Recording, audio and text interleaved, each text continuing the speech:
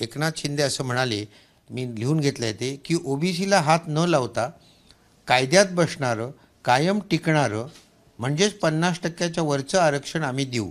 मला असं वाटतं की ही जनतेची दिशाभूल आहे. अशा रीतीने मुख्यमंत्र्यांनी सांगणं की आम्ही न्यायालयाचा जो निर्णय आहे त्याच्या विरुद्ध आम्ही असं हे करू शकतो, हे बरोबर नाही आहे.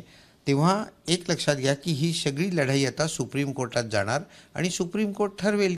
मी काही नेत्यांना, मराठा नेत्यांना 2 वर्षापूर्वी, मोठे नेते होते, त्यांना हेच सांगितलं होतं की मराठा आरक्षण जर का पाहिजे असेल तर जे आत्ता 64% त्यावेळी देवेंद्र फडणवीसांनी ते दिलं होतं, असं देता येणार नाही, हे सुप्रीम कोर्टाकडनं रद्द होईल.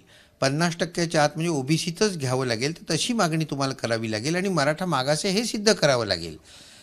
जरांगे पाटलांनी आत्ता बरोबर तोच मुद्दा मांडला आहे की आम्ही मागास आहोत आणि आम्हाला ओबीसीतूनच रिझर्वेशन पाहिजे आणि त्यामुळे हा ओबीसी आणि मराठा हा वाद थोडासा चालू झाला आहे.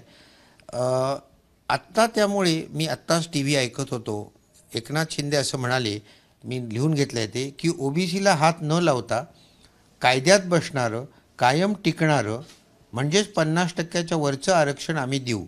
मला असं वाटतं की ही जनतेची दिशाभूल आहे. अशा रीतीने मुख्यमंत्र्यांनी सांगणं की आम्ही न्यायालयाचा जो निर्णय आहे त्याच्या विरुद्ध आम्ही असं हे करू शकतो, हे बरोबर नाही आहे. तेव्हा एक लक्षात घ्या की ही सगळी लढाई आता सुप्रीम कोर्टात जाणार आणि सुप्रीम कोर्ट ठरवेल की हे बरोबर आहे का चूक आहे. कारण यात खूप गोष्टी अशा आहेत. आता सगळे सोयरे तुम्ही म्हणताय, याची व्याख्या कशी करायची, सगळ्यांना शिक्षण. एक मुद्द्यांचा एक आढावा घेऊ. मुख्यमंत्री म्हटलेत की ओबीसींना धक्का न लागता आम्ही आरक्षण देऊ. याचा अर्थ ते 50%च्या वरती जाऊ शकतं आणि आपला मागचा अनुभव आहे की मराठा समाजाला एक स्वतंत्र आरक्षण देण्यात आलं होतं पण ते टिकलं नाही.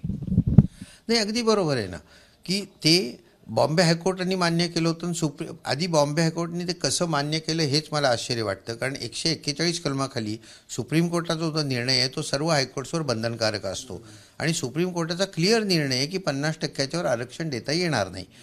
पण ठीक आहे, ते आता सुप्रीम कोर्टात टिकलं नाही. आता इथे जर का यांनी असंच केलं की ओबीसींना हात नाही लावायचं म्हणजे 50%च्या वर गेलं पाहिजे, तर ते टिकणार नाही. हे उघड आहे, आत्ताच्या कायद्याखाली टिकणार नाही. एबीपी माझा, उघडा डोळे बघा नीट.